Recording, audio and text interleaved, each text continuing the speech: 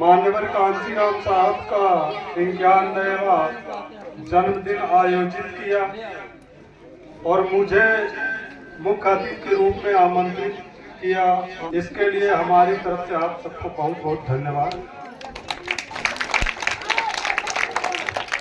साथियों, जब मैं देखता हूँ आज इंग्लैंड, अमेरिका, फ्रांस, जापान और मैं अपने भारत को देखता हूँ, तो आज की जो मानव सभ्यता है उसका जो डेवलपमेंट है, अगर हम अमेरिका, चाइना, रूस, जापान से हम अपनी तुलना करें तो हम कम से कम 300 साल पीछे चल रहे हैं। और जब आप लोगों को देखता हूं, आप लोगों की अवेयरनेस देखता हूं, इस देश को स्वतंत्र हुए 75-80 साल हो रहे हैं। 47 में देश स्वतंत्र हुआ, 2 साल बाद 80 साल हो जाएंगे। इन 80 साल में आपका जो डेवलपमेंट है वो ये है कि अगर आपको अपनी शिकायत करने के लिए बुलाया जाए तो आपके अंदर गट्स नहीं है कि आप खड़े होकर मंच में अपनी बात रख सकें। ये 80 साल की स्वतंत्रता का नतीजा है कि आप 2 मिनट अपनी पीड़ा नहीं व्यक्त कर सकते तो अपने लोगों के सामने। ये कुल 80 साल का लेखा जोखा है। जब मैं उधर साउथ इंडिया जाता हूं या कि जब मैं उधर नॉर्थ इंडिया, पंजाब जाता हूं, वहां भी आपका समाज रहता है, यहां भी आपका समाज रहता है। चाहे वो शिक्षा में हो, चाहे वो सामाजिकता में हो, चाहे वो संगठन में हो। अभी आप 30 साल पीछे चल रहे हैं अपने ही भारत के दूसरे राज्यों की अपेक्षा। तो आप सोचिए कि कब आप जिसको हम समता मूलक समाज कहते हैं, जो हम कहते हैं कि हम एक समता मूलक समाज की स्थापना करेंगे, तो अभी कितने साल और लगेंगे आपको उस स्तर में आने के लिए।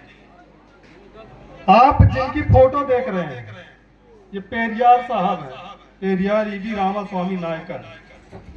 इनका जन्म तमिलनाडु में हुआ। वहां आज से 70 साल 75 साल पहले तमिलनाडु की ये स्थिति थी कि जो हमारा समाज है उसको सार्वजनिक गलियों में चलने की मनाही थी और कुछ कम्युनिटीज ऐसी थी जिन्हें दिन में निकलने की मनाही थी, क्योंकि ऐसा माना जाता था कि अगर इनको देख लिया तो पाप लग जाएगा। इसलिए कुछ कम्युनिटीज को वहां अदृश्य जातियां घोषित किया गया। उनका स्वाभिमान इतना कुचल दिया गया था कि वो अपने आप को इंसान ही नहीं समझते। तो पेरियार जी ने उनके स्वाभिमान को जगाने के लिए सेल्फ रिस्पेक्ट मूवमेंट चलाया, आत्मसम्मान आंदोलन चलाया और उसका नतीजा ये है कि आज तमिलनाडु स्टेट ब्राह्मण मुक्त विधानसभा। बहुत बढ़िया। तमिलनाडु में आज एक भी ब्राह्मण एमपी एमएलए नहीं है। एमपी एमएलए छोड़ दीजिए, वहां एक पंच सरपंच ब्राह्मण नहीं है। और ये पेरियार की सेल्फ अवेयरनेस का कमाल है। उनकी जो सेल्फ रिस्पेक्ट मूवमेंट थी, ये उसका कमाल है। उसके बाद आप आ जाइए बाबा साहब डॉक्टर BR अम्बेडकर। जैसे यहाँ चमार है, कुम्हार है, वाल्मीकि है, ऐसे ही एक जाति महार होती है। जिस तरीके से यहाँ ब्राह्मणवादी ताकतों द्वारा चमारों के साथ भेदभाव होता है, कुम्हारों के साथ जितनी भी शेड्यूल कास्ट की जातियां उनके साथ भेदभाव होता है, ऐसे वहां महारों के साथ होता है। जो महाराष्ट्र का पूना क्षेत्र है, पूना के अंदर पेशवाओं का राज था और पेशवाओं ने वहां पे एक राजशाही आदेश जारी किया था कि वहां की जो अस्पृश्य जातियां हैं वो पीछे झाड़ू बांध के चलेंगी और आगे मटका बांध के चलेंगी। ये पूरे देश की बात नहीं थी।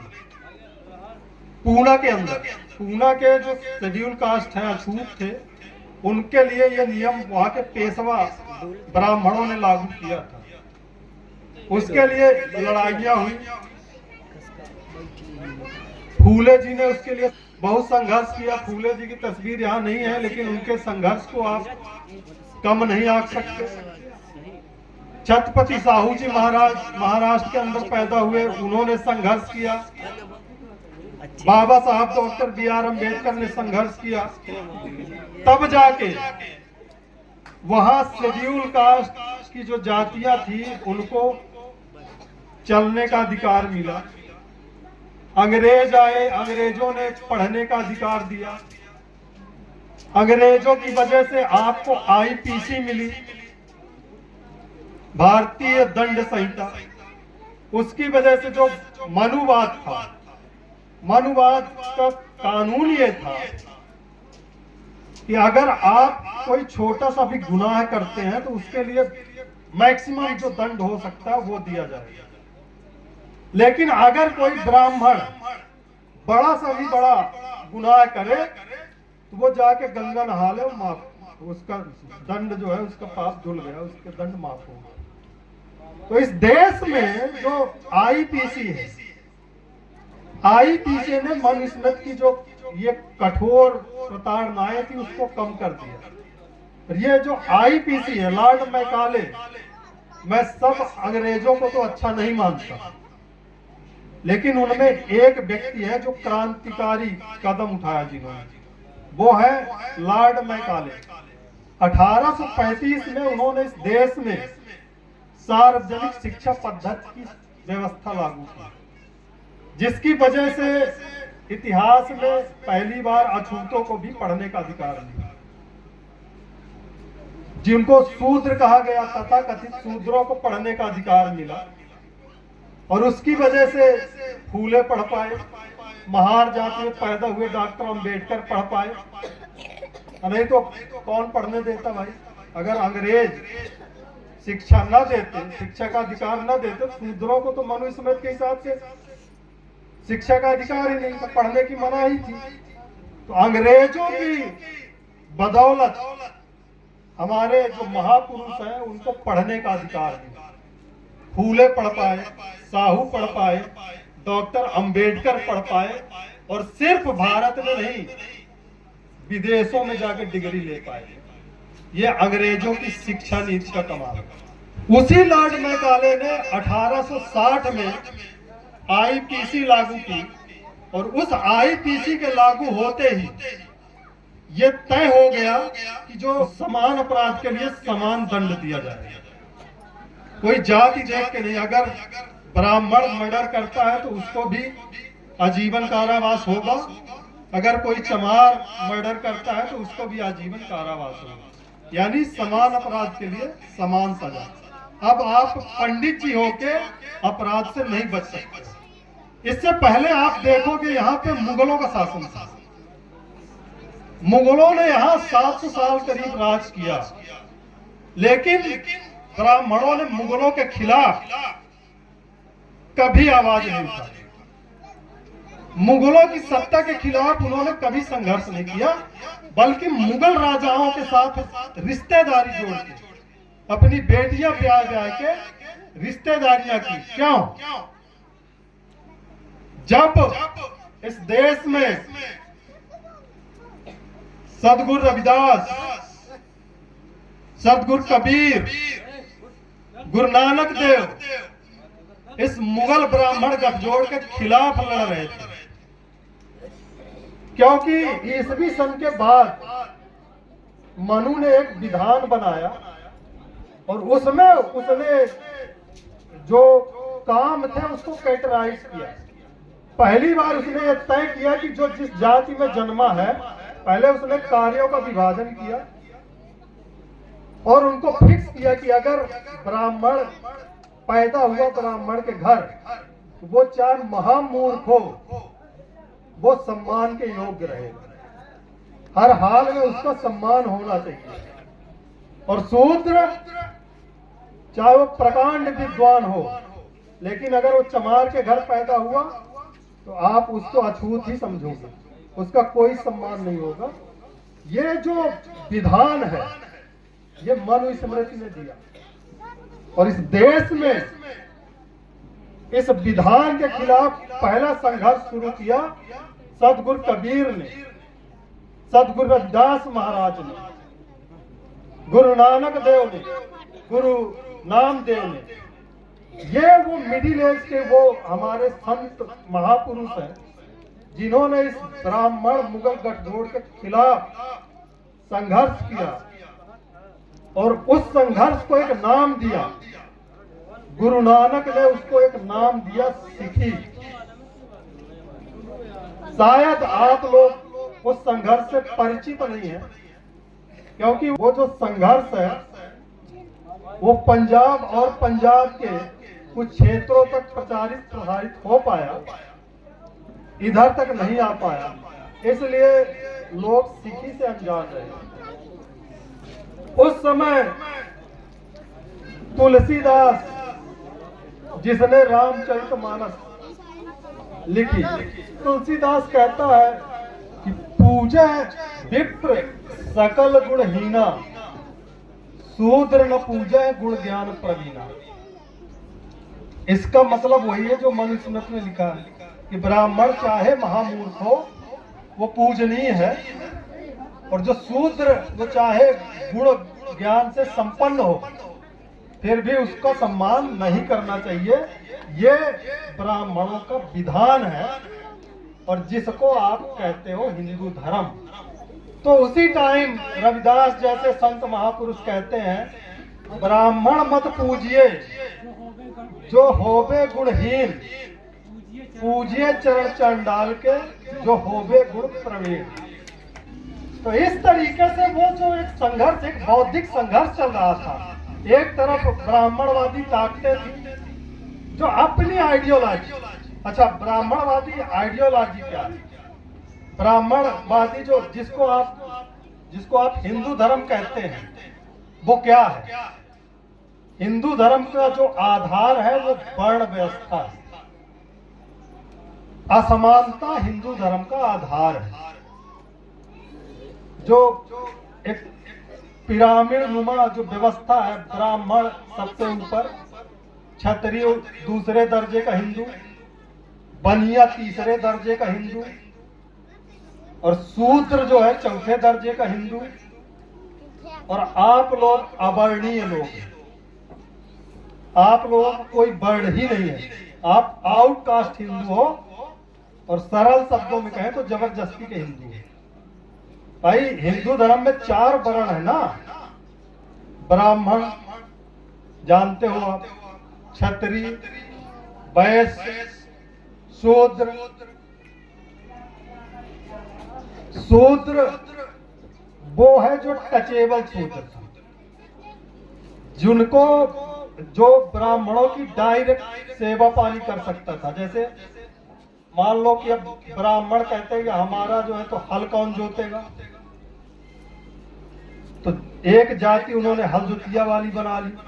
हमारा पानी कौन भरेगा, हमारी तेल मालिश कौन करेगा, हमारे मवेशी कौन चराएगा। तो जिनको उन्होंने डायरेक्ट अपने काम में लगाया उनको उन्होंने सछूत घोषित किया, और उसी को उन्होंने शूद्र कहा। और जिनको इन्होंने अछूत घोषित किया ये आउटकास्ट, ये अवर्णीय लोग हैं, ये वर्ण व्यवस्था के बाहर के लोग हैं, और इनकी बस्तियां इन्होंने अपनी बस्तियों के बाहर बनाई कि फलानमा को जब कोई गाय मर जाएगी तो फलानमा को आवाज लगा देंगे, फलानमा चमार यहाँ गाय मर गई, ले जा, उधेर ले, खाती ले, ऐसे हमारी अगर लेटरिंग फुल हो गई है तो किसी भंगी को बुला देंगे। तो इन जातियों को इन्होंने आउटकास्ट, इनको समाज से बहिष्कृत किया। ये बहिष्कृत जातियां थी जिसके आप वंशज हैं। तो आपको तो उन्होंने हिंदू माना नहीं, फिर भी आप सबसे ज्यादा हिंदू के ढोंग पाखंड आप ही करोगे, सबसे बड़ा हिंदू के रक्षक आप ही बनोगे। तो ये जो ब्राह्मणवादी व्यवस्था है, जिसको आप हिंदू धर्म कहते हो, ये असमानता पे आधारित है, ये डिवाइड एंड रूल पे आधारित है। तो इस असमानता की संस्कृति को, इस जाति की संस्कृति के खिलाफ जो इस देश में युद्ध शुरू किया, वो हमारे गुरुओं ने शुरू किया। गुरु नानक ने शुरू किया, गुरु कबीर ने शुरू किया, गुरु नामदेव ने शुरू किया, गुरु रविदास ने शुरू किया। और उस संघर्ष को बाद में ब्राह्मणों ने, जहांगीर का शासन था, जहांगीर के शासन में जो सिखों के 5वें गुरु हुए, गुरु अर्जुन देव, उन्होंने यह तय किया कि इस देश में जितने समतावादी संत गुरु हैं, सबकी जो वाणियां हैं, उनको हम एक साथ संकलित करेंगे और उसका एक ग्रंथ बनाएंगे। तो बीरबल जैसे ब्राह्मण जहांगीर की दरबार में शामिल थे। उन्होंने जहांगीर के कान भरे कि भाई ये जो अर्जुन है, ये तो जो समाज के अछूत लोग हैं, उनकी बातों को ये पूजनीय बना रहा, उनकी बातों को धर्म ग्रंथ का दर्जा दे रहा। तो जहांगीर के साथ षड्यंत्र करके गुरु अर्जुन देव को शहीद कराया गया। पहले उनको ये कहा गया कि आप जो है रविदास, कबीर, नामदेव जैसे अछूतों की बात को अपने धर्म ग्रंथ में शामिल मत करो, अगर आपको शामिल करना है तो ब्राह्मणों की बातों को शामिल करो। गुरु अर्जुन ने कहा कि जो मानवता, प्रेम, भाईचारे की जो संदेश है, हम उनको महत्व देंगे, और इसलिए गुरु अर्जुन देव को शहीद किया गया। उसके बाद उनके जो बेटे थे, सिखों के 6ठे गुरु हरगोविंद, उन्होंने ये देखा कि ये जो ब्राह्मणवादी ताकतें हैं, ये सिर्फ मिन्नतें करने से, सिर्फ रिक्वेस्ट करने से मानने वाली नहीं है। तो उन्होंने अमृतसर में, आज जो सिखों का सबसे पवित्र स्थान है, श्री हरमंदिर साहिब अमृतसर, उस टाइम जो मुगलों के टाइम में प्रथा थी कि भाई जहां मुगल बादशाह बैठता है वो 8 फीट का है, उससे ऊंचा चबूतरा किसी का नहीं होना चाहिए। तो गुरु हरगोविंद ने अकाल तख्त की स्थापना की। उन्होंने कहा कि हम आदेश मानेंगे सिर्फ अकाल पुरख का,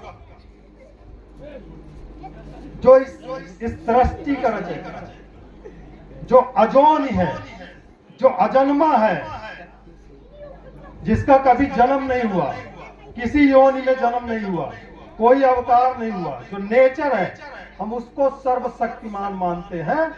और ये जो अकाल तख्त है, ये आज से हमारी राजशाही का प्रतीक है। उन्होंने 12 फीट का चबूतरा बनाया, और पंजाब में उन्होंने अपने लोगों के लिए 2 तलवारों का सिद्धांत दिया। उन्होंने कहा कि जो धर्म है वो राज के बिना नहीं चलता, राज बिना नहीं धर्म चले है, धर्म बिना सब दले मले हैं।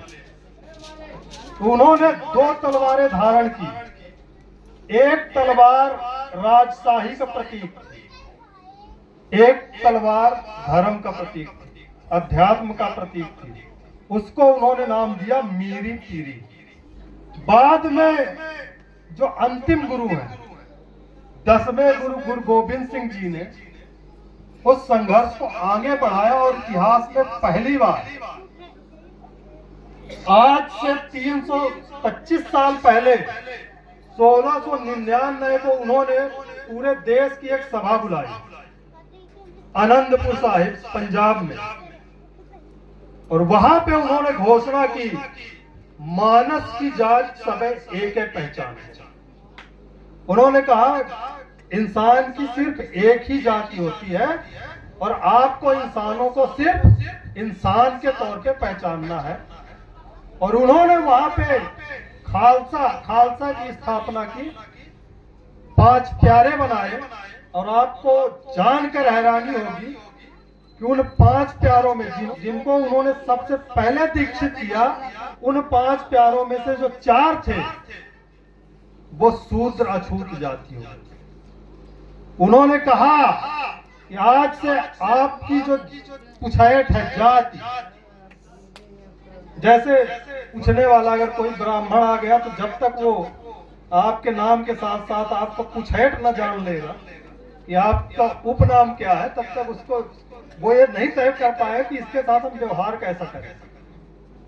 तो यहाँ इस देश में आपका जो पीछे वाला नाम, उसके हिसाब से आपके साथ व्यवहार तय होता है कि आपको सम्मान देना है कि नहीं देना है। अगर तो आप मिश्रा जी हैं, पाणे जी हैं, परौहा जी हैं, तो आपका सम्मान होगा, चाहे आप अव्वल दर्जे के मूर्ख हो, लंट हो, दारूखोर हो, शराबी हो। बस मिश्रा पीछे लिखा होना चाहिए, शर्मा पीछे लिखा होना चाहिए, आपका सम्मान है। अगर आपके नाम के पीछे जायसवाल लिखा है, आपके नाम के पीछे कुर्मी लिखा है, आपके नाम के पीछे प्रजापति लिखा है, आपके नाम के पीछे केवट लिखा है, आपके नाम के पीछे कुशवाहा लिखा है, आपके नाम के पीछे साकेत लिखा है, तो आप फिर चाहे आप ब्रह्म ज्ञानी हो, आपके साथ वही व्यवहार होगा जो एक शूद्र के साथ ब्राह्मणवाद के हिसाब से होना चाहिए। तो गुरु गोविंद सिंह जी ने कहा कि आज से आप सब ये पुछेट छोड़ दो। आज से कोई भी हमारा दीक्षित किया हुआ खालसा अपने नाम के साथ अपनी पुछेट नहीं लगाएगा। आज से हर पुरुष अपने नाम के साथ सिंह लगाएगा और हर महिला अपने नाम के साथ कौर लगाएगी। तो आज पंजाब का जो पुरुष वर्ग है वो अपने नाम के साथ सिंह लगाता है, जैसे सुखविंदर सिंह, जितेंद्र सिंह, अमरजीत सिंह, अशोक सिंह। वहां आप पहचान ही नहीं सकते कौन किस जाति का, क्योंकि 1699 पहले गुरु गोविंद सिंह जी ने उस जाति नाम की पूंछ को काट दिया। कोई भी औरत है वो कौर लगाएगी, चरणजीत कौर, हरप्रीत कौर।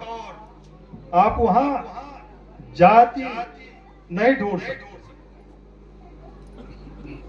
ये काम आज से 325 साल पहले हो चुका है और हमें लगता है कि आप लोग पहली बार सुन रहे हो।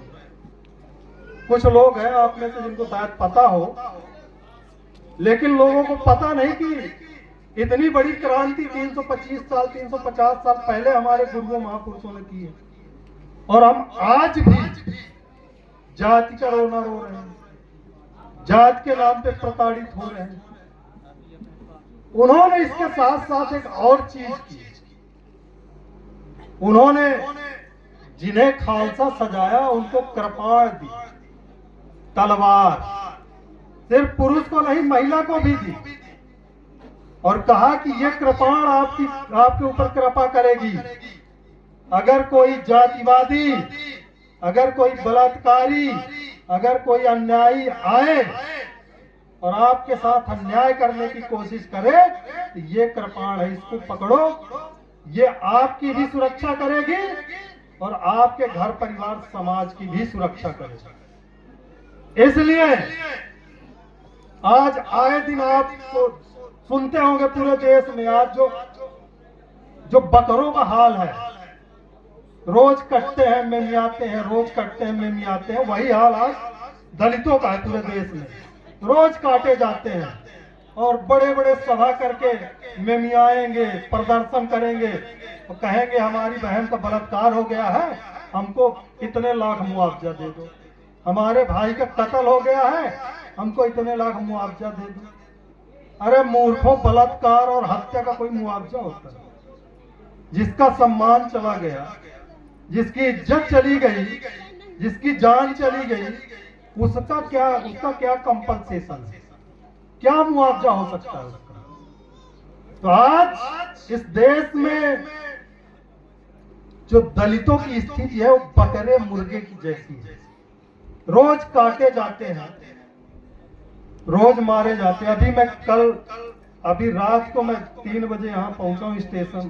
कल मैं आ रहा था तो मैंने व्हाट्सएप में देखा कि कल एक लड़का ब्राइट स्टूडेंट राजस्थान का था और वो नहा धो के लाइब्रेरी जा रहा था पढ़ने, शेड्यूल ट्राइब का था।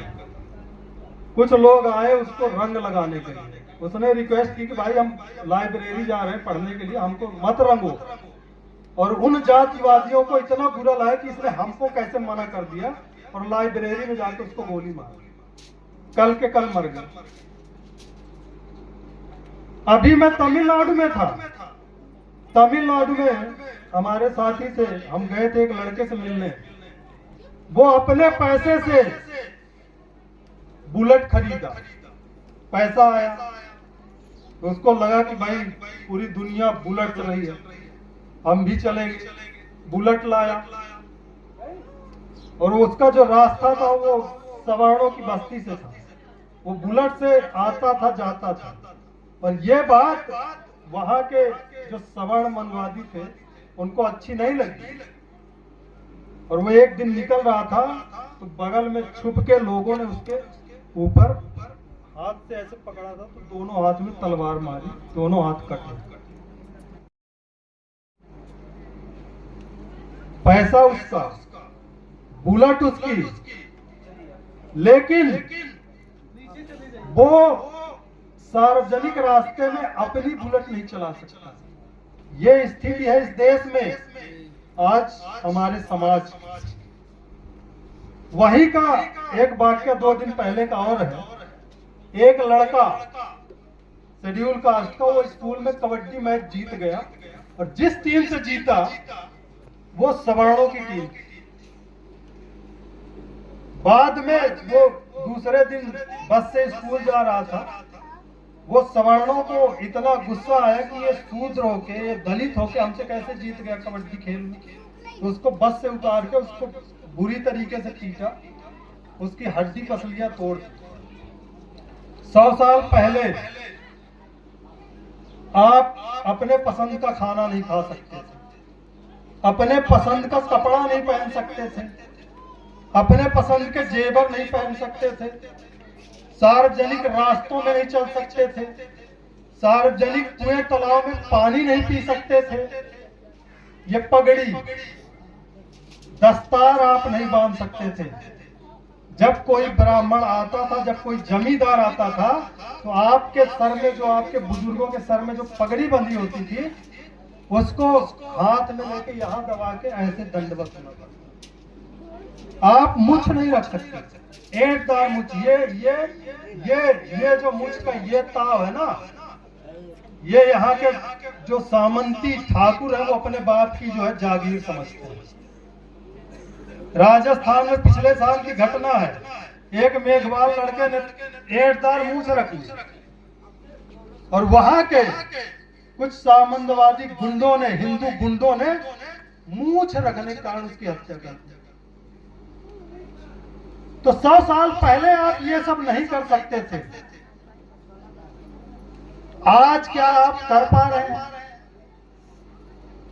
जो माइंडसेट इस देश में ब्राह्मणवादी माइंडसेट 100 साल पहले था, क्या उसमें आज बदलाव आया है? आपके प्रति ये जो ब्राह्मणवादी विचार है, ये जो ब्राह्मणवादी मानसिकता है, क्या इसमें बदलाव आया है? हमें लगता है बिल्कुल नहीं। तो ये जो हमारे महापुरुष हैं, चाहे वो गुरु नानक हो, चाहे गुरु रविदास हो, चाहे गुरु कबीर हो, चाहे गुरु अर्जुन देव हो, चाहे गुरु गोविंद सिंह जी हो, और अगर आधुनिक युग की बात करें तो आधुनिक युग में महात्मा ज्योतिबा फूले, उन्होंने पूना के अंदर संघर्ष किया और सबसे पहले आधुनिक युग में सबसे पहले जो ब्राह्मणवादियों के खिलाफ, ब्राह्मणवादियों के षड्यंत्रों के खिलाफ जो आंदोलन शुरू किया वो फूले जी ने शुरू किया। उन्होंने एक किताब लिखी गुलामगिरी। उसमें उन्होंने ब्राह्मण बंधुओं के जो अन्याय अत्याचार है समाज के प्रति, उसको खुल के उन्होंने उजागर किया। अगर आप तमिलनाडु में जाएं तो तमिलनाडु में पेरियार रामास्वामी नायकर, आप केरल में चले जाएं, केरल में गुरु नारायणा ने संघर्ष किया। अगर आप बंगाल चले जाएं, बंगाल में 1885 में एक आंदोलन उभरा ठाकुर हरिचंद ठाकुर गुरचंद के नेतृत्व में। वहां चांडाल जातियां थी और उनको बस्तियों में रहने की मनाही थी, शमशान घाट के आसपास रहते थे। उन्होंने अपने स्वाभिमान के लिए आंदोलन शुरू किया और वो आंदोलन इतना मजबूत था वहां कि बाबा साहब डॉक्टर अंबेडकर ने अपना ज्यादातर जो जीवन है वो महाराष्ट्र में लगाया। लेकिन जब बाबा साहब डॉक्टर अंबेडकर 1946-47 में चुनाव लड़े तो महाराष्ट्र के महारों ने उनको हरा दिया। तो फिर बंगाल के जो चांडाल थे, हालांकि बाबा साहब का आंदोलन वहां नहीं था, बाबा साहब वहां कभी नहीं गए थे, लेकिन वहां चांडालों का आंदोलन था और वो इतना मजबूत था कि उनको लगा कि ये जो अंबेडकर है ये बुद्धिजीवी आदमी, इसको हर हाल में संविधान सभा में होना चाहिए। तो बंगाल के चांडालों ने बाबा साहब को बुलाया कि भाई आपके लोगों ने तो आपको हरा दिया, ऐसा करो आप इधर आ जाओ, हम लोग कोशिश करते हैं। तो वहां जोगेंद्र नाथ मंडल थे चांडाल जाति के। बाबा साहब वो बड़े डिप्रेस्ड थे कि यार जहां हमने इतनी साल काम किया, जब वही हम नहीं जीत पाए तो जहां मैं गया ही नहीं वहां क्या जीतूंगा। तो बोले अरे रहने दो। जोगेंद्र नाथ मंडल ने कहा आप सिर्फ दस्तखत करके दे दो, जो फॉर्म है उसमें दस्तखत करके दे दो, फॉर्म भर के हम जमा कर देंगे। बाबा साहब ने दस्तखत किया, दे दिया। जोगेंद्र नाथ मंडल और उनकी टीम ने वहां फॉर्म भरा। एक बार बाद में फिर बाबा साहब को बुलाया और वहां की जो नाम शूद्र मूवमेंट के जो कार्यकर्ता थे उन्होंने प्रचार प्रसार किया और बाबा साहब डॉक्टर B.R. अम्बेडकर को चुन के संविधान सभा में भेजा। तो आज जो चंद सहूलियतें संविधान के नाम पे आपको मिल रही है, अगर बाबा साहब डॉक्टर B.R. अम्बेडकर संविधान सभा में न होते तो हमें लगता है कि आप कल्पना भी नहीं कर सकते कि वो सहूलियतें भी आपको मिलती हैं। तो हमें शुक्रगुजार होना चाहिए बंगाल के चांडालों का, जिन्होंने इतना ऐतिहासिक काम किया कि बाबा साहब डॉक्टर अम्बेडकर को बंगाल से चुन के, खुलना जैसोर सीट थी वहां से चुन के उन्होंने भेजा। तो इस तरीके से अगर आप आधुनिक युग को दो भाग में बांटे, स्वतंत्रता के पहले और स्वतंत्रता के बाद, तो जो स्वतंत्रता के पहले का जो युग है वो हमारे लिए सामाजिक न्याय का संघर्ष। उस दौर में हमारे महापुरुष ये इंश्योर कर रहे थे कि इस देश में अगर अंग्रेज जाएंगे छोड़ के तो इस देश में जो दूसरी सवर्ण जातियों को जो पॉलिटिकल राइट्स मिल रहे हैं वो पॉलिटिकल राइट्स हमको भी मिलने चाहिए, हमारी कम्युनिटी को भी मिलना चाहिए। चाहे वो वोट का अधिकार हो, चाहे वो शिक्षा का अधिकार हो, जो भी अधिकार भारतीयों को मिल रहा है, भारत की दूसरी कम्युनिटीज को मिल रहा है, वो इस देश के अछूत कहे गए लोगों को भी मिलना चाहिए। उनको भी पढ़ने का अधिकार मिलना चाहिए, उनको भी रास्तों में चलने का अधिकार मिलना चाहिए। तो ये जो बिफोर इंडिपेंडेंस, जो स्वतंत्रता के पहले का जो युग है और जो हमारे महापुरुषों का संघर्ष है, वो सामाजिक न्याय का संघर्ष।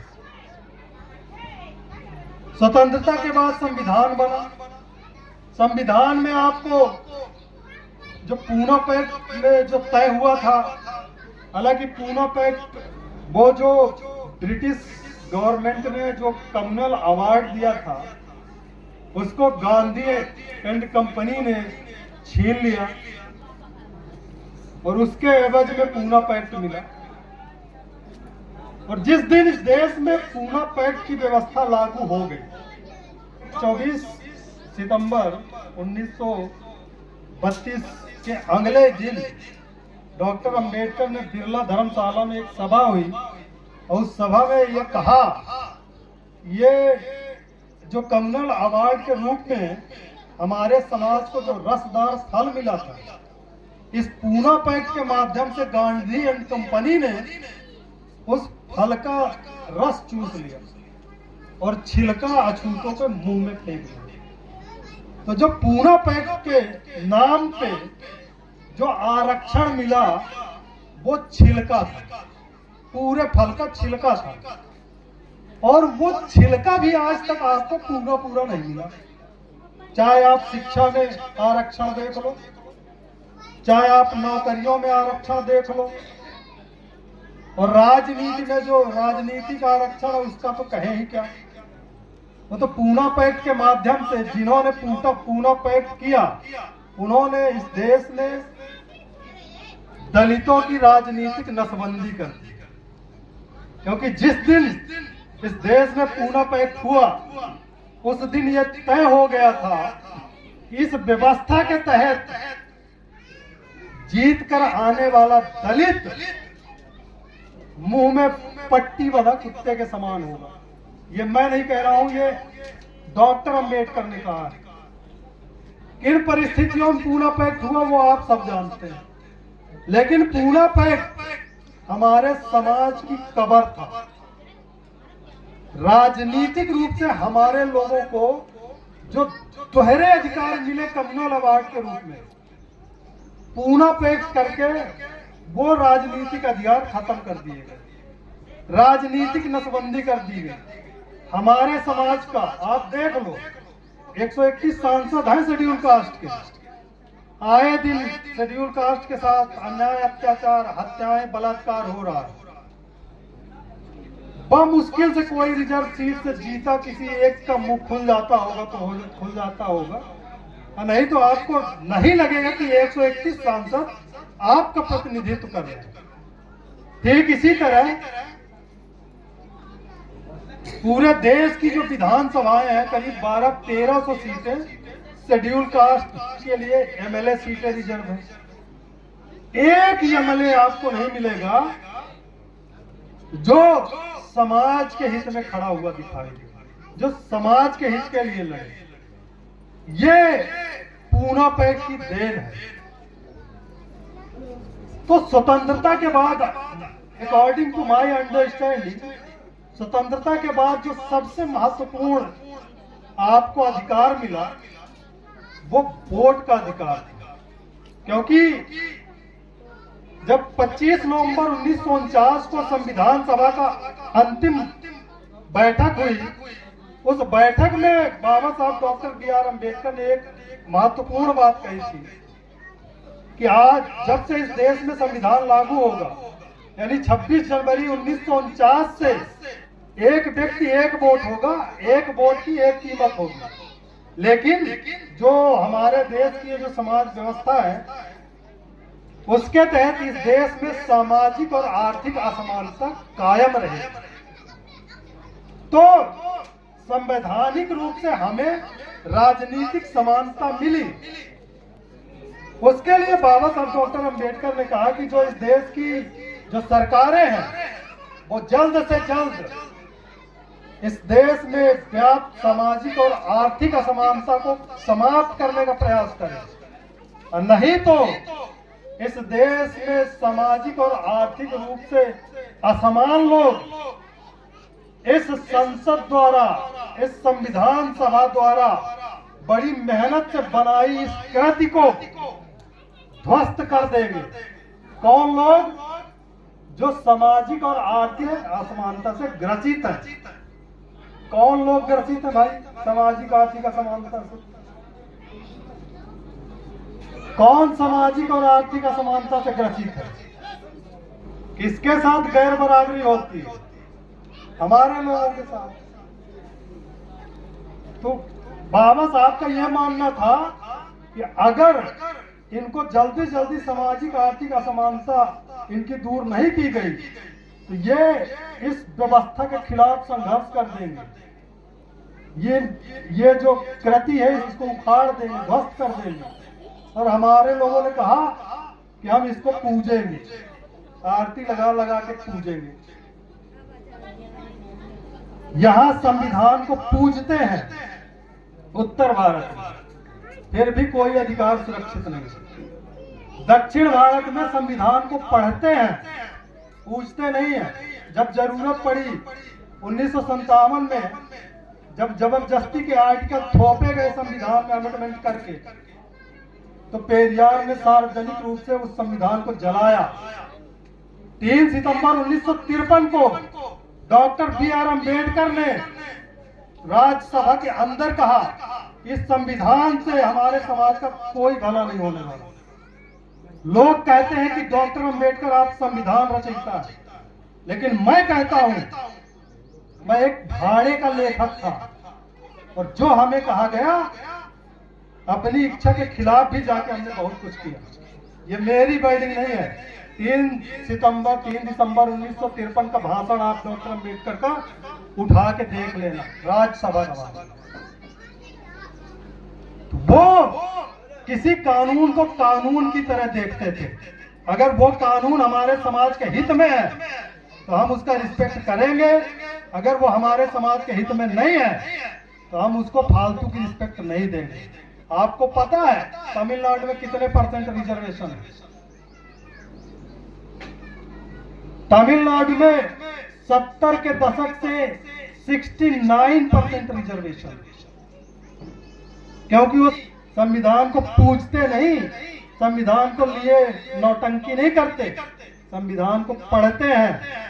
इसलिए मैं ये सलाह दूंगा कि संविधान को पूजने की जरूरत नहीं है, संविधान को पढ़ने की जरूरत है।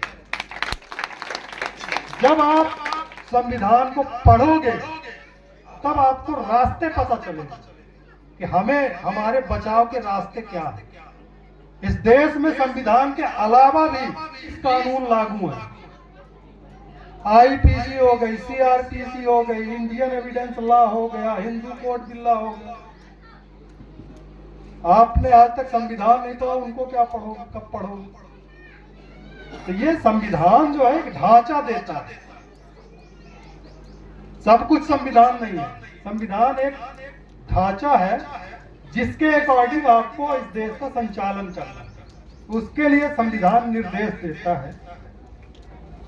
तो जो संविधान के तहत जो अधिकार मिले, आप स्पष्ट तौर पे जान लीजिए कि अगर बाबा साहब डॉक्टर अम्बेडकर उधर ना होते तो आपको जो चंद सहूलियतें हैं, चाहे वो 16(4) हो, चाहे 15(4) हो, चाहे 338 हो, 340 हो, जो भी आर्टिकल आपके फेवर में है वो भी नहीं होते। तो स्वतंत्रता के बाद जो सबसे महत्वपूर्ण बात हुई और जो हमें करना चाहिए था कि हमें वोट का अधिकार समान मिला। जितने आपकी वोट की कीमत थी उतनी पंडित जी की वोट की कीमत है, उतना ठाकुर साहब के वोट की भी कीमत है।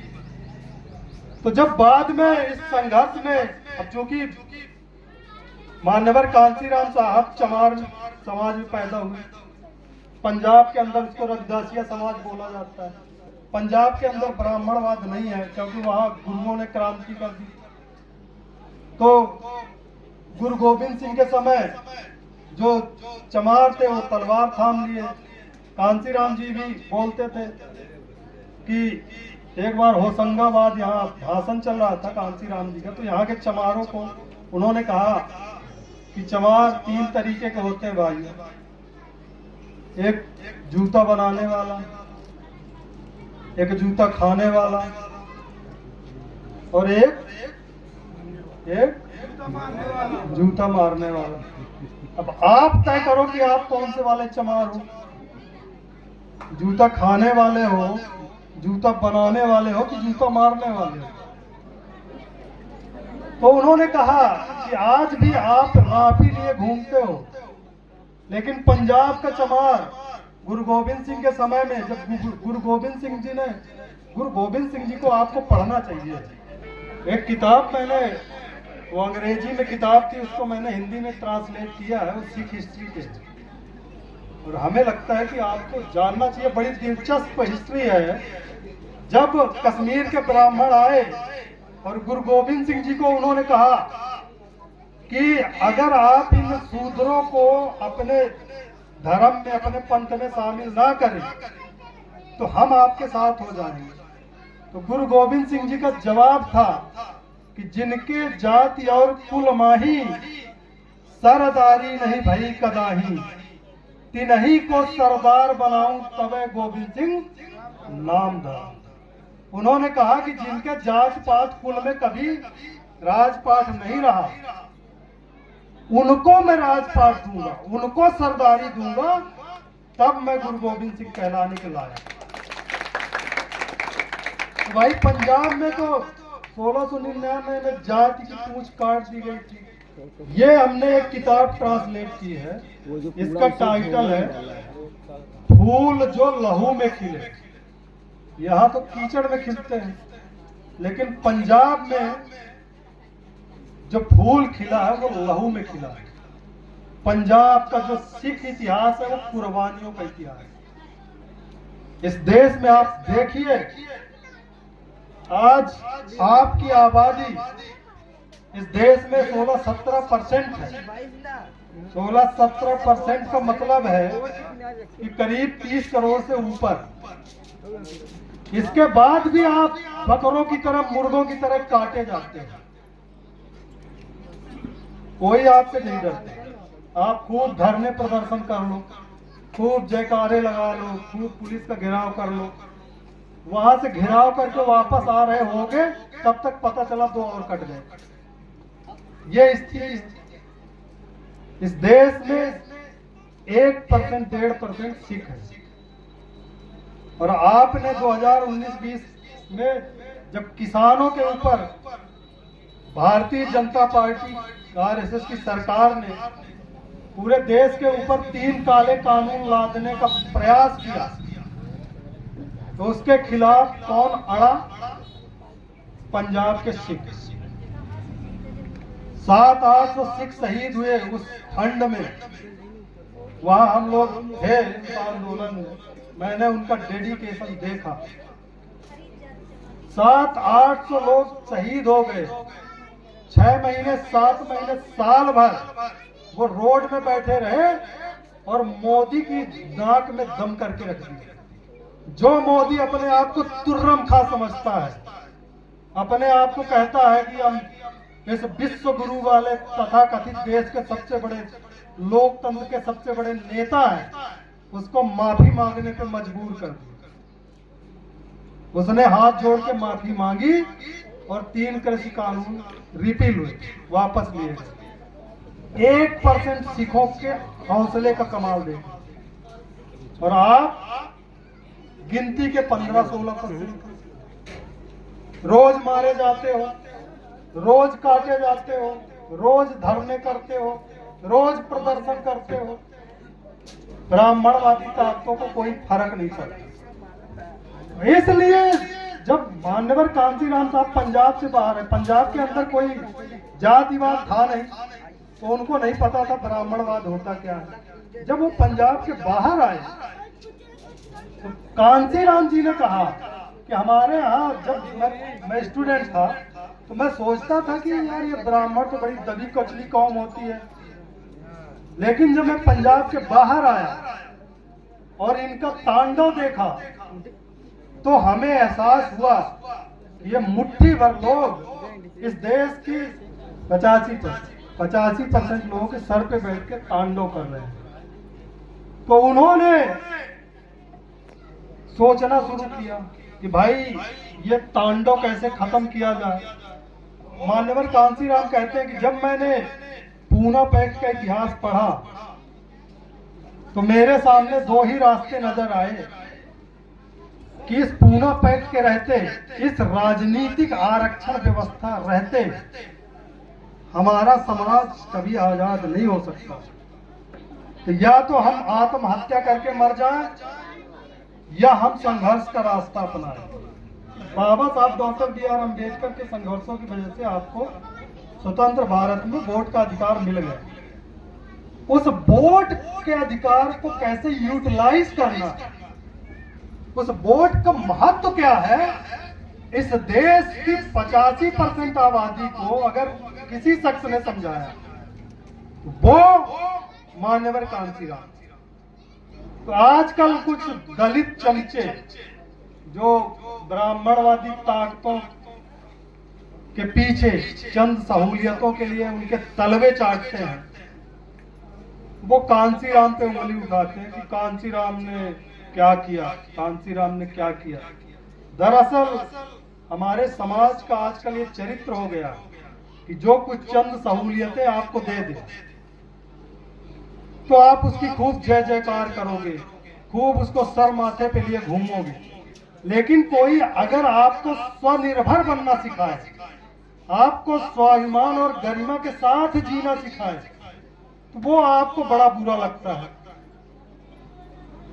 तो ये जो चंद सहूलियतों के लिए ब्राह्मणवादी तत्वों के, ब्राह्मणवादी दलों के तलवे चाटने वाले दलित चमचे हैं, वो कांसीराम के संघर्ष को, कांसीराम के लक्ष्य को और कांसीराम की शख्सियत का नाम था, वो कभी अंदाजा नहीं लगा।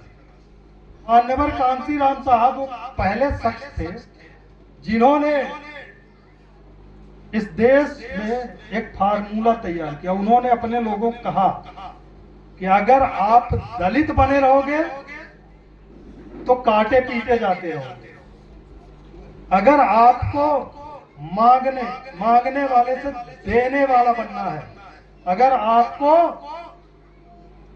शासक जमात बननी है, अगर आपको डिमांडर से कमांडर बनना है, तो आपको दलित से बहुजन बनना होगा।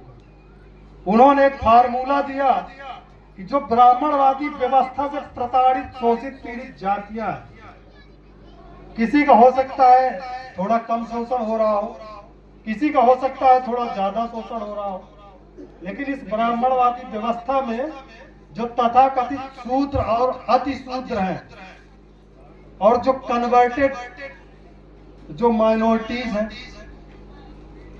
जो धार्मिक अल्पसंख्यक लोग हैं, उनके सबके साथ ब्राह्मणवादी शोषण दमन बराबर होता है। तो उन्होंने कहा अगर आपको डिमांडर से कमांडर बनना है तो आपको बहुजन समाज बनाना पड़ेगा। ये जो दलित दलित चिल्लाते रहते हो, दलित से आपको बहुजन बनना पड़ेगा, समाज में राजनीतिक सामाजिक भाईचारा पैदा करना पड़ेगा। और आप देखिए कि मान्यवर कांसीराम साहब ने वो करिश्मा करके दिखा दिया जो इतिहास में कहीं देखने को नहीं मिला। आप 2500 साल पहले एक इतिहास पढ़ते हो कि सम्राट अशोक का पूरे एशिया महाद्वीप में शासन था। फिर अगर बीच में आओगे तो आप बाबा बंदा सिंह बहादुर का खालसा राज अगर आपको पता है तो देख लोगे, या महाराजा रणजीत सिंह का बेगमपुरा खालसा राज, वो हमारे पक्ष में रहा। इसके बाद कोई इतिहास नहीं मिलता कि इस देश के दलित शोषित पीड़ितों का भी कभी राज रहा। मान्यवर कांसीराम साहब का करिश्मा था कि जिस उत्तर प्रदेश को और उत्तर प्रदेश से सटे हुए एरिया को, जो ये मध्य प्रदेश का ये जो विंध्य क्षेत्र है, ग्वालियर क्षेत्र है, उत्तर प्रदेश के सराउंडिंग जो क्षेत्र है, उसको ब्राह्मण आर्यावर्त कहते हैं, आर्यों की भूमि। और हम उसको कहते हैं गौमूत्र क्षेत्र, जहां के लोग मूत्र पी के अपने आप को मुक्त होना समझते हैं। आजकल खूब ज्ञान दिया जा रहा है कि आप गाय का मूत्र पियो, है? आप बड़े बड़े ज्ञानी महात्मा लगे हैं, गाय का मूत्र पियो आपकी मुक्ति हो जाएगी। अरे मूत्र छोड़ो, बहुत सारे तो गाय के गोबर खाने के भी गुण गिना रहे हैं। तो ये वो क्षेत्र है जिसको हम गौमूत्र क्षेत्र कहते हैं। यहाँ ब्राह्मणों ने अपनी इसको टेरिटरी बना के रखा था, अपनी राजधानी बना के रखा था। वो इसको आर्यावर्त कहते थे। और उस आर्यावर्त में ब्राह्मणों के आर्यावर्त में घुस के ब्राह्मणों को मात देने वाले शख्स का नाम है मान्यवर कांशीराम साहब।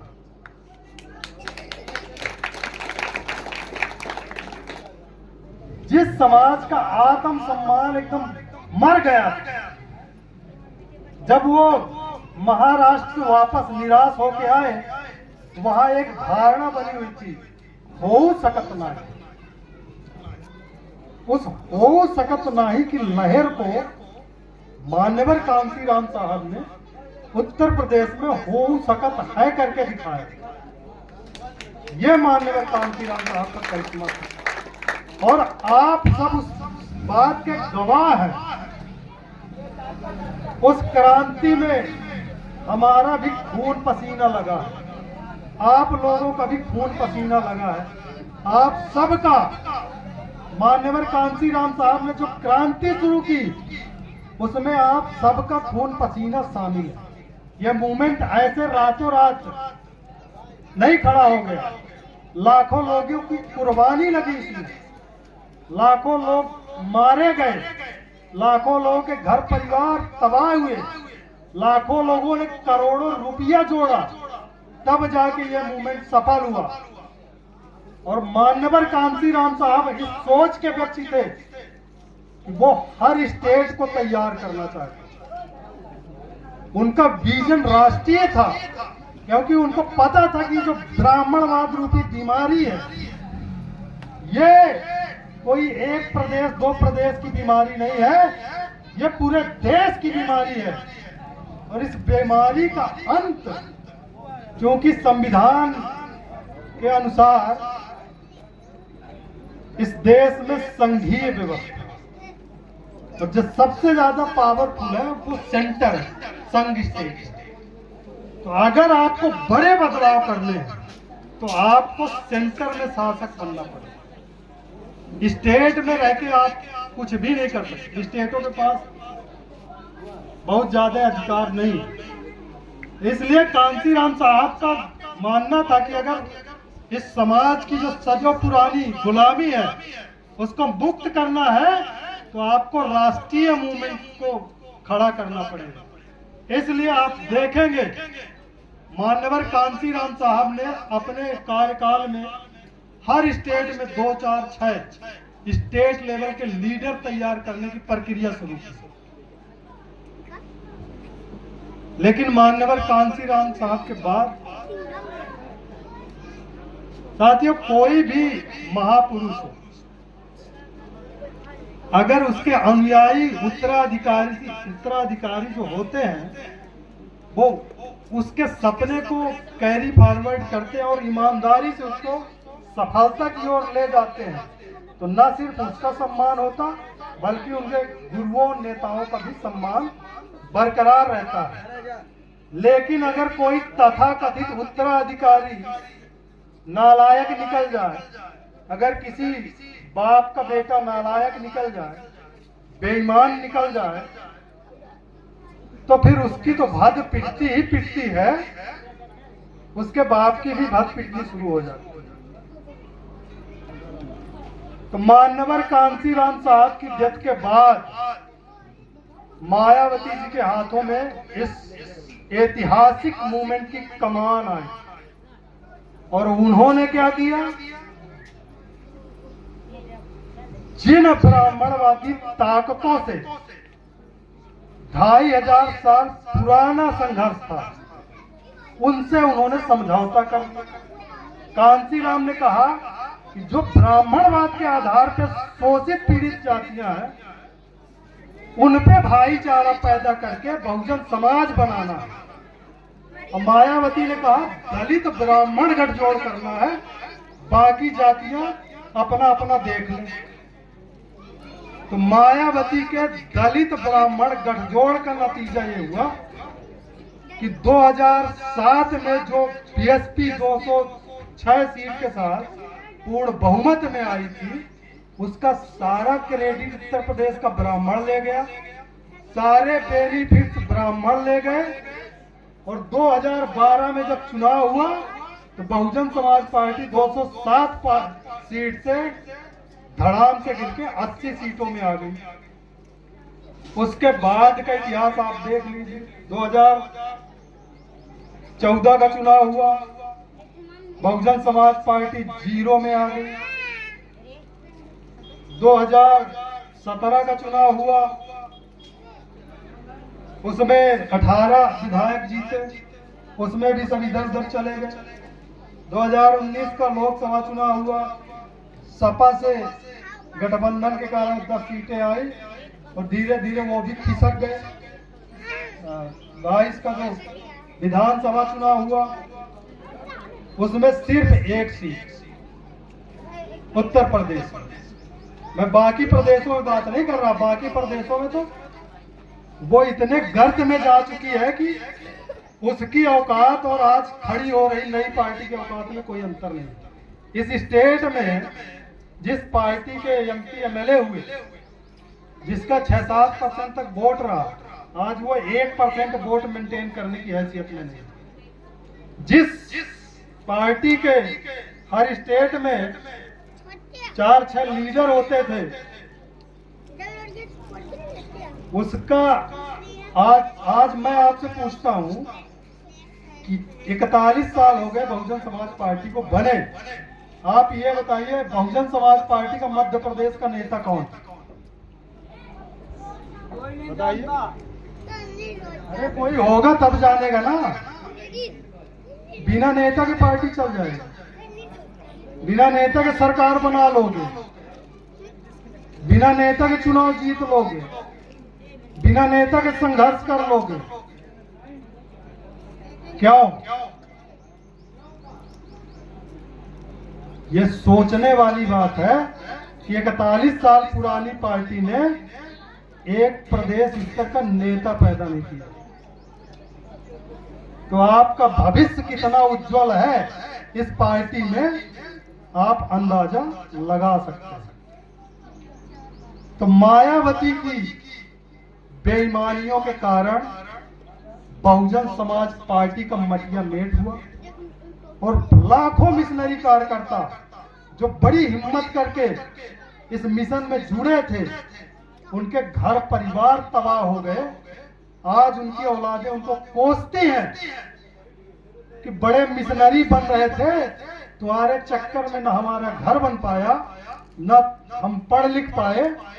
और बाद में मायावती ने कहा पार्टी अनुशासनहीनता के कारण फलानवा को पार्टी से बाहर किया जाता है और हमारे भैया जी को अंदर किया जाता है, हमारे भतीजे जी को अंदर किया जाता है। मैं पूछना चाहता हूं इस मंच के माध्यम से कि मायावती के भाई और उसके भतीजे का इस मूवमेंट में कितना योगदान है? मैं पूरी ईमानदारी के साथ कहूं तो जितना आपका इस पार्टी को बढ़ाने में योगदान है, उसका 50% भी मायावती के भाई भतीजों का योगदान इस पार्टी में नहीं है। आज भी पार्टी में लाखों कार्यकर्ता है, मिशनरी कार्यकर्ता है, सक्षम कार्यकर्ता है, लेकिन मायावती को अपना जो कमान है, जो उत्तराधिकार है, उसके लिए योग्य दिखता है उसका 8वीं फेल भाई आनंद और मेमने जैसे मेमियाने वाला उसका भतीजा आकाश। उनमें उसको मिशनरी कार्यकर्ता दिखते हैं, लेकिन लाखों कार्यकर्ता जो इस देश में जिन्होंने अपने पसीने के साथ साथ खून बहाया इस मूवमेंट को खींचने के लिए, उन पे उसका कोई विश्वास नहीं है। इसलिए लोगों ने सोचा कि जब तेरा हमारे ऊपर विश्वास नहीं है तो हमारा भी तेरे ऊपर विश्वास नहीं है। तो आज मायावती किस हैसियत में पहुंच गई आप सब जानते हैं। खैर, मायावती का क्या होगा उसकी हमें फिक्र नहीं है और हमें चिंता करने की भी जरूरत नहीं है, क्योंकि इतिहास गवाह है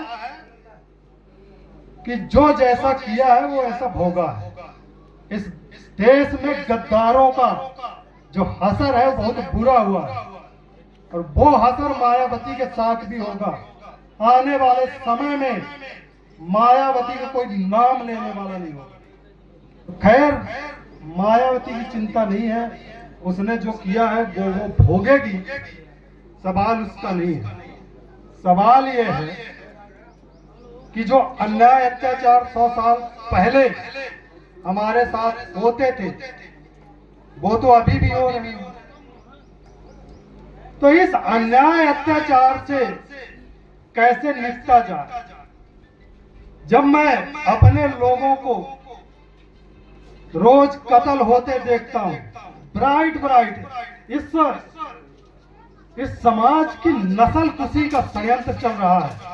इस समाज का जो ब्राइट स्टूडेंट है, इस समाज के जो भविष्य है, उसको खत्म कर दो। जैसे यहाँ आप 3 पीढ़ियों के लोग बैठे हैं, आप बुजुर्ग बैठे हैं, आप कुछ मध्यम उम्र के लोग बैठे हैं, और ये छोटे बच्चे बैठे हैं। अब जो हमारे बुजुर्ग हैं उनका संघर्ष तो खत्म हो गया, उनके दिन भी लद गए। 4-6 साल और अपना जो है तो घूमेंगे टहलेंगे, इसके बाद खत्म। इसके बाद हमारी पीढ़ी है। अगर हमारी पीढ़ी ने बात को नहीं समझा, संघर्ष को आगे नहीं बढ़ाया, तो हमारी आने वाली ये जो औलादें हैं ये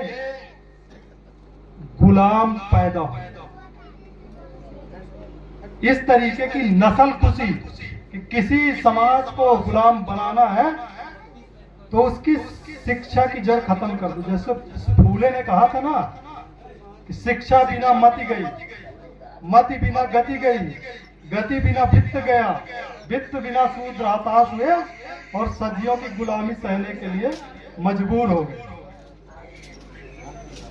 2020 में ये मोदी सरकार राष्ट्रीय शिक्षा नीति 2020 के नाम पे एक नई शिक्षा नीति लेके आई।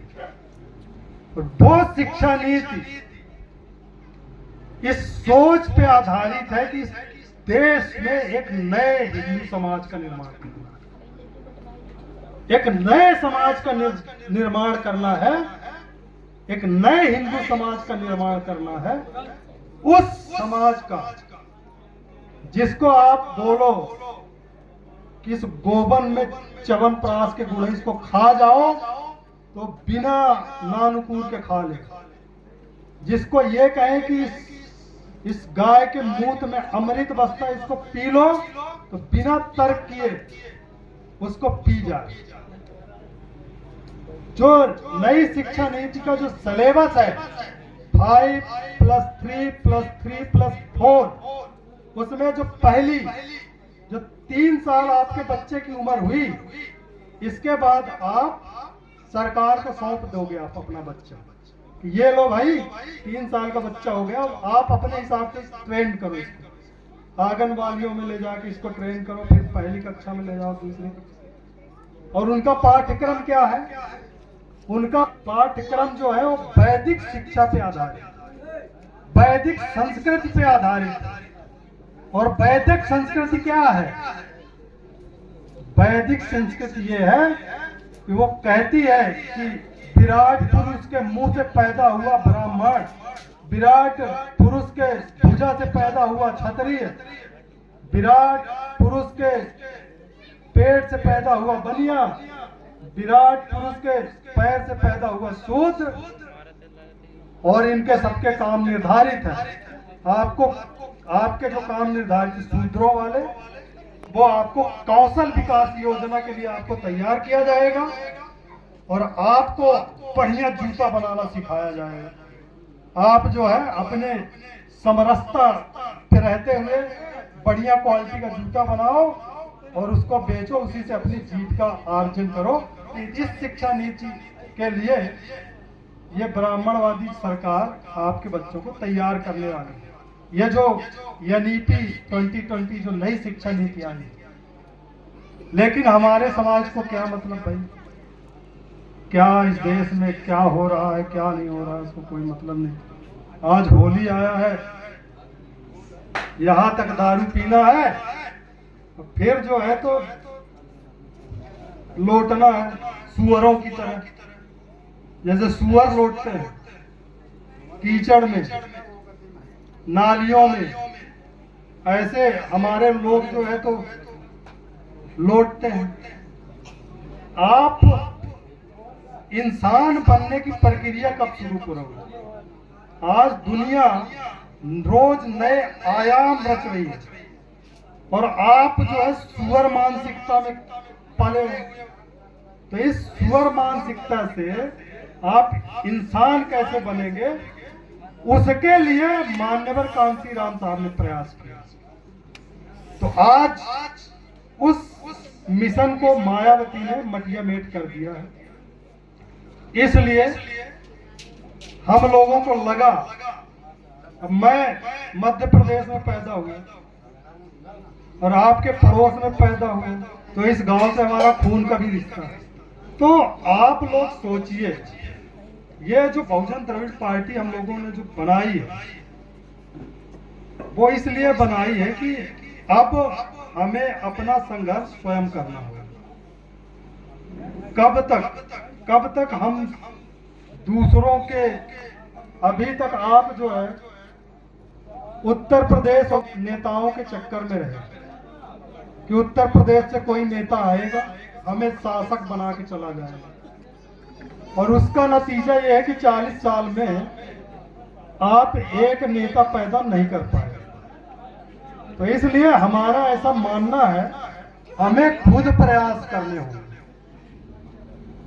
तो मैं इस मंच के माध्यम से ये कहना चाहता हूं कि अगर हमें राजनीतिक मुक्ति चाहिए तो हमें उसके लिए बहुजन समाज के अंदर सामाजिक राजनीतिक भाईचारा पैदा करके फिर से बहुजन मूवमेंट को खड़ा करना होगा। और अगर हमें सामाजिक मुक्ति चाहिए तो उसके लिए ये जो असमानता पे आधारित संस्कृति है, ये जो हिंदूवादी संस्कृति है, इससे आपको बाहर आना पड़ेगा। जब तक आप हिंदू रहेंगे तब तक आप चमार रहेंगे, जब तक आप चमार रहेंगे तब तक आपके ऊपर शोषण, दमन, अत्याचार होता रहेगा। तो इसलिए अगर आपको सामाजिक मुक्ति चाहिए तो आपको इस संस्कृति, ये जात की संस्कृति को बदलना पड़ेगा। मैंने बदली है।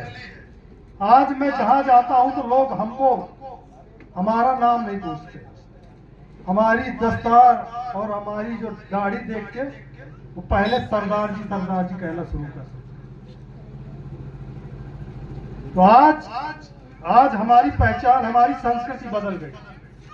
आज कोई ये नहीं कहता कि आपका नाम क्या है। हमारी जो आइडेंटिटी है, हमारी जो पहचान है, वो लोगों को बता देती है कि मैं किस संस्कृति का व्यक्ति हूं।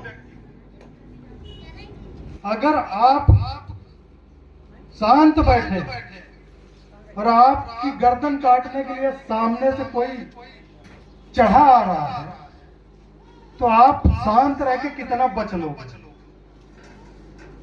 तो इसलिए हमें लगता है कि आज हमारे लोगों को गुरु गोविंद सिंह जी के उस कृपाण की जरूरत है, उस तलवार की जरूरत है जो हमारे समाज के मान सम्मान स्वाभिमान की रक्षा सुरक्षा कर सके। और ये मार्ग, ये सिखी का मार्ग किसी दूसरे का मार्ग नहीं है, ये रविदास का मार्ग है। गुरु ग्रंथ साहिब में जो दर्ज, जो हम जिसको हम धर्म ग्रंथ मानते हैं, उसमें 36 गुरु भक्तों की वाणियां दर्ज हैं। उसमें रविदास की भी वाणियां दर्ज है, जिसके सामने माथा झुका नतमस्तक होते हैं। उसमें कबीर की वाणी दर्ज है, उसमें नानक की वाणी दर्ज है, उसमें नामदेव की वाणी दर्ज है, उसमें पीपा की वाणी दर्ज है। और ये सारे संत महापुरुष कौन थे? शूद्र अछूत समाज में जन्मे महापुरुष थे। तो सिखी किसी और का धर्म नहीं है, हमारे गुरुओं महापुरुषों का धर्म है।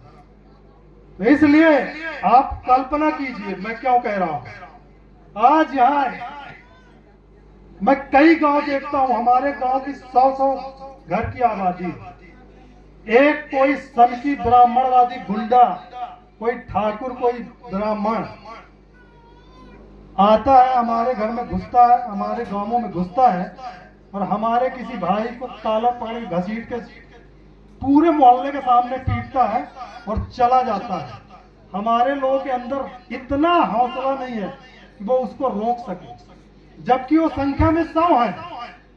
अगर वो उसको एक एक घूसा भी मारो, चटनी हो जाए उसकी, लेकिन वो हौसला कहां से आए कि वो प्रतिकार कर सके।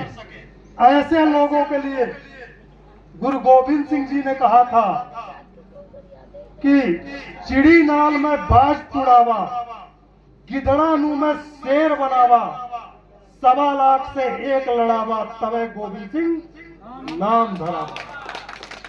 उन्होंने कहा था कि मैं अपने लोगों में ऐसा हौसला पैदा करूंगा कि ये चिड़िया बाज को तोड़ने में सक्षम होंगी। ये जो हमारे गीदड़ बने हुए लोग हैं, इनको मैं शेर बनाऊंगा और इनको ऐसा खालसा बनाऊंगा, मेरा एक खालसा 1.25 लाख की फौज के लिए काफी होगा। आज हमारे समाज को उस हौसले की जरूरत है। उन्होंने कहा, सूरा सो पहचानिए जो लड़े दीन के, पुरजा पुरजा कट मरे तब उन छड्डे खेत।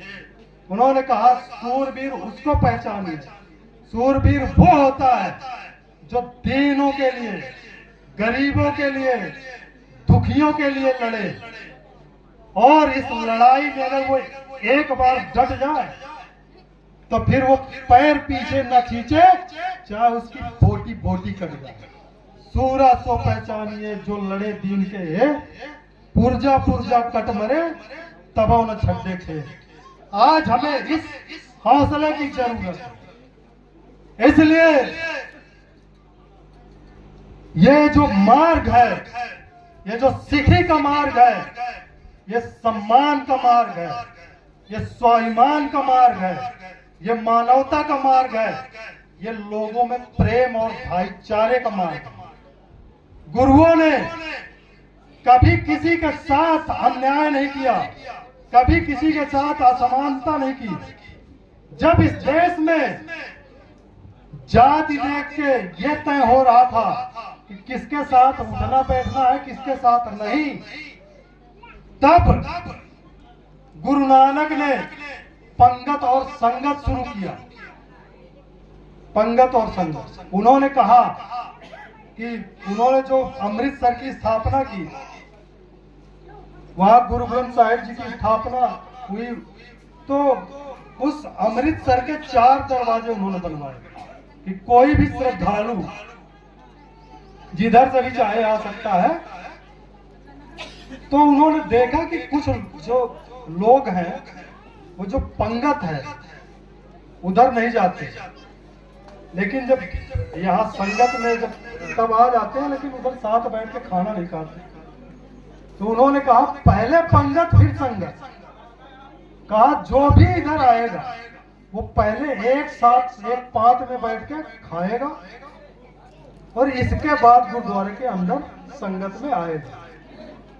तो ये एक बड़ी क्रांति थी कि उन्होंने बिना जात पात देखे सबको एक लाइन में बैठा दिया। ऐसा उन्होंने ये जो जात की वर्जनाएं थी, ये जो ऊंच नीच था, इसको खत्म करने के लिए ये प्रयास किया।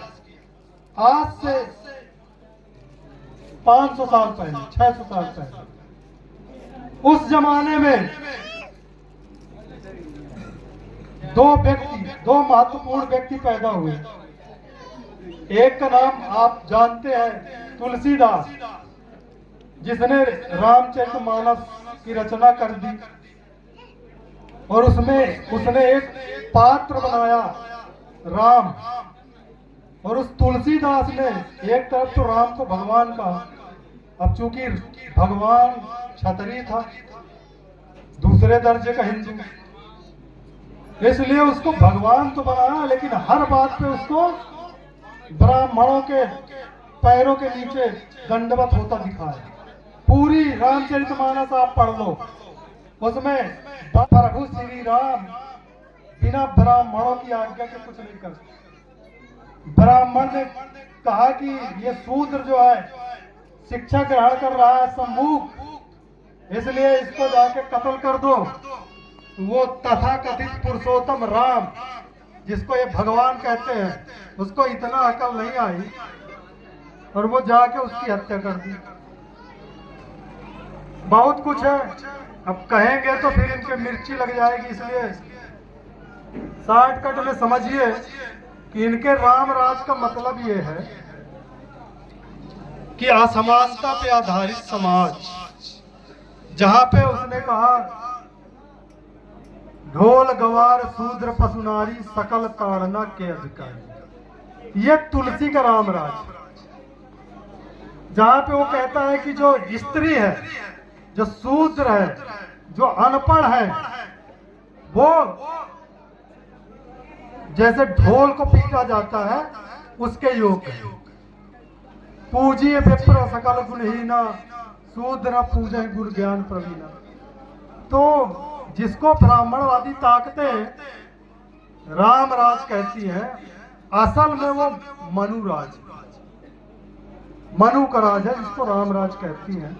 और इसका जो जनक है राम राज का, वो तुलसी है।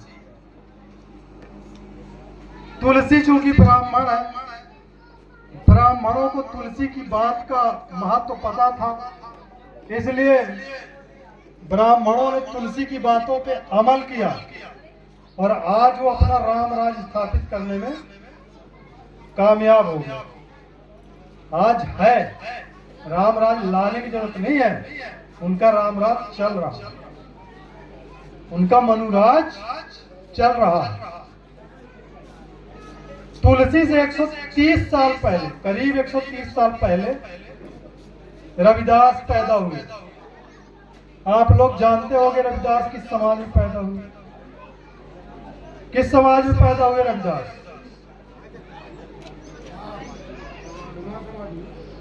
शेड्यूल कास्ट की एक जाति है चमार, उसमें पैदा हुए। उन्होंने एक दर्शन दिया इस देश को। उन्होंने कहा ऐसा चाहूं राज में जहां मिले सबन को अन्न, छोट बड़ सब सम बसे रैदास रहे प्रसन्न। उन्होंने कहा कि ये जो ब्राह्मणवादी व्यवस्था है ये समाज के लिए उचित नहीं है।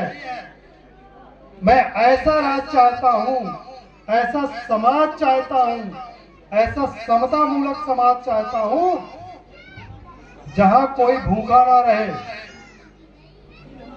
किसी के साथ जातीय भेदभाव ना हो, किसी के साथ धार्मिक आतंक ना हो, किसी को हद से ज्यादा टैक्स ना देना पड़े, कोई अशिक्षित ना रहे, कोई भूखा ना रहे। ऐसा मैं समाज चाहता हूं, ऐसा मैं राज चाहता हूं। और उसको उन्होंने कहा बेगमपुरा। बेगम आज से 600 साल पहले गुरु रविदास ने इस दुनिया को पहली बार असली समाजवाद, जिसको आप बेगमपुरा कहते हैं, वो इस दुनिया को गुरु रविदास महाराज ने दिया। दूसरे देशों ने उस विचारधारा पे अमल किया और आज वो विश्व शक्ति है। और आप रविदास अनुयायी, अभी पिछले महीने रविदास की जयंती आई होगी, आप लोगों ने खूब फूल माला अगरबत्ती की होगी, खूब नगर ढोल की बजाई होगी। कितने लोगों को रविदास के बेगमपुरा के बारे में पता है? हाथ उठा के बताइए। कितने लोगों को रविदास के बेगमपुरा के विषय में पता है? रविदास आपके समाज में पैदा हुए, रविदास की विचारधारा क्या थी, रविदास कैसा समाज चाहते थे, वो आपको पता नहीं, इसलिए आप आज गुलाम हो।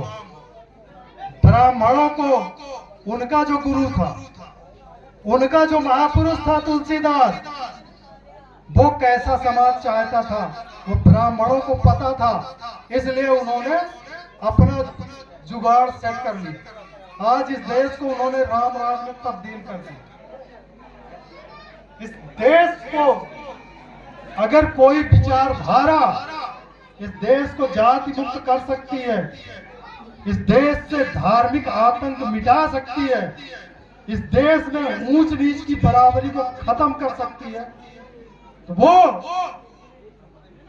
सदगुरु रविदास महाराज की बेगमपुरा विचारधारा है, जो कि सिखों के गुरु ग्रंथ साहिब में दर्ज है, जिसको जो सिख जिसको दिन रात माथा टेकते हैं, उसमें प्रैक्टिस करते हैं।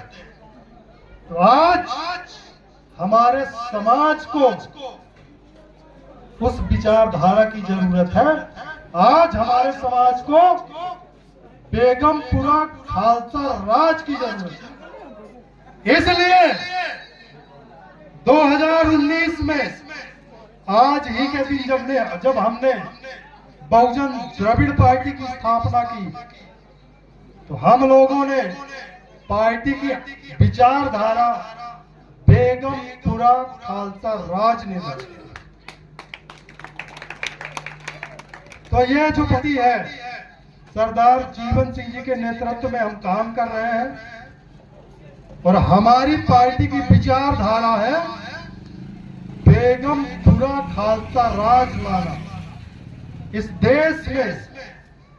देश का जो बहुसंख्यक 85-90% जो समाज है, उसका समाधान बेगमपुरा खालसा राज में सुरक्षित है। जो हमारे गुरुओं की विचारधारा है, जो हमारे भक्तों की विचारधारा है, जो हमारे समाज की विचारधारा, इस विचारधारा को इस देश में राम राज के विकल्प के रूप में खड़ा करने के लिए हम दिन रात मेहनत कर रहे हैं। हम लगातार पूरे देश में भ्रमण कर रहे हैं। पिछले 2023 में हमने 20 राज्य और 6 केंद्र शासित प्रदेशों का यात्रा की। बेगमपुरा भारत प्राप्ति हेतु बहुजन भाईचारा यात्रा, उसके तहत हम पूरे देश में गए। करीब 15,000 किलोमीटर की हमने यात्रा की, और बाद में जब हमने गूगल किया तो पता चला कि 14,000 किलोमीटर से ऊपर दुनिया में किसी ने आज तक कोई राजनीतिक यात्रा नहीं की, लेकिन हमने 14,000 से ऊपर राजनीतिक यात्रा की, ताकि हम लोगों को समझ सकें और लोगों को समझा सकें। उसके बाद से हम लगातार पूरे देश में एक्टिव हैं। दिन रात हमारे कार्यक्रम चल रहे हैं। अभी पिछले सप्ताह आप लोग एक 3 दिन का कैडर कैंप हमने, हमारा जो पार्टी सेंटर है तमिलनाडु में, वहाँ पे हमने 3 दिन का कैडर कैंप, जिसको हम एम्बेसडर कैंप बोलते हैं, ऑर्गेनाइज किया था। उसमें आप जैसे महानुभाव भी गए हुए थे। तो हमारी विचारधारा क्या है, हमारे प्रयास क्या है, हमारा समाधान क्या है, वो 3 दिन हम लोगों ने कैडर दिए, और उसके बाद फिर यहाँ का कार्यक्रम तय हुआ। इससे पहले हमने 3 दिन का पंजाब का दौरा किया। तो इस तरीके से हम चाहते हैं कि अब बहुत हो गए, 1000, 1500, 2000 इतिहास उठा के देख लो। इतनी लंबी गुलामी इतिहास में कोई किसी समाज की नहीं मिलेगी, जितनी लंबी गुलामी आप झेल रहे हैं। इसलिए आपको समझना होगा कि अब जो है तो हमें इंसान होने का महत्व समझना पड़ेगा। आपको मैं एक उदाहरण दूं। ये देश जो भारत है, ये कब आजाद हुआ? है? अच्छा, 1947 में भारत आजाद हुआ। तो चाइना कब आजाद हुआ? चाइना 1949 में आजाद हुआ। भारत की आजादी के 2 साल बाद। अब आज चाइना को रखो एक जगह और एक तरफ भारत को रखो। आबादी के हिसाब से करीब करीब बराबर है, क्षेत्रफल के हिसाब से भी करीब करीब बराबर है। आज अमेरिका जैसी विश्व शक्ति चाइना के सामने नतमस्तक होती है, डरती है। पूरी दुनिया में चाइना राज करता है अपनी मार्केट की वजह से। आपके हाथ में जो ये डबिया, ये भी चाइना में ही बनी होगी। चाइना ने पूरी दुनिया में अपने प्रोडक्ट भेज दिए और आपका जो अपना देश है भुखमरी में आपके पड़ोसी देश बांग्लादेश से भी गया गुजरा। मिला के कहने का मतलब यह है कि ये जो ब्राह्मणवादी ताकतें हैं ये दुष्प्रचार करती है कि हिंदू धर्म खतरे में है। लेकिन मैं आपको कहना चाहता हूं कि हिंदू धर्म खतरे में नहीं है, इस देश की मानवता खतरे में। इस देश की जो मानवतावादी परंपरा है वो खतरे में है। आप खतरे में है, आपकी पीढ़ियां खतरे में है, आपका भविष्य खतरे में है। तो जब मध्य युग में ऐसी ही सिचुएशन आई तो 1699 में गुरु गोविंद सिंह जी ने आनंदपुर साहिब पंजाब में उन्होंने पूरे देश की एक सभा बुलाई और वहां उन्होंने आह्वान किया कि आज से सब जातिवाद को छोड़ो, जाति उपनाम का त्याग करो और सब खालसा बनो, सब गुरुओं के मार्ग पे चलो। आज से कोई जाति भेद का प्रैक्टिस नहीं करेगा, मानस की जात सब एक है पहचान। तो इसलिए हमारी पार्टी ने भी ये तय किया है 1699 में जो ये महान क्रांति घटी, अगले वर्ष उसके 326 साल पूरे होंगे। तो इसलिए हमने ये तय किया है कि आने वाली 15 मार्च 2026 को हम उस 1699 की याद में जाति के विनाश पर विजय की स्मृति मनाएंगे। वो पहला संघर्ष था जब जाति के विनाश की विजय हुई। इसलिए इसके 326वीं वर्षगांठ में आनंदपुर साहिब में लाखों लोगों को एकजुट कर हम एक बड़े सम्मेलन को ऑर्गेनाइज करेंगे और वहां पे हम इसकी स्मृति मनाएंगे और इसके बाद वहां से एक मानवता मार्च की शुरू करेंगे जो पूरे देश में घूमेगा और पूरे देश को अवेयर करने के काम करेगा। ये कार्यक्रम हम आज से ही, कोई साथी कोई कोयला हो या चौक हो लेके आए, इस नारे को मैं यही आज से दीवारों पे लिख के इसकी शुरुआत करना चाहता हूं। आने वाले 1 साल के अंदर आप देखेंगे कि पंजाब की धरती आनंदपुर साहिब में लाखों लोगों की सभा हम करेंगे और इस जाति के विनाश के 21वें दिवस मनाएंगे और वहां से मानवता मार्च की शुरुआत करेंगे। उसका पंपलेट हम आज आप लोगों के सामने रिलीज कर रहे हैं।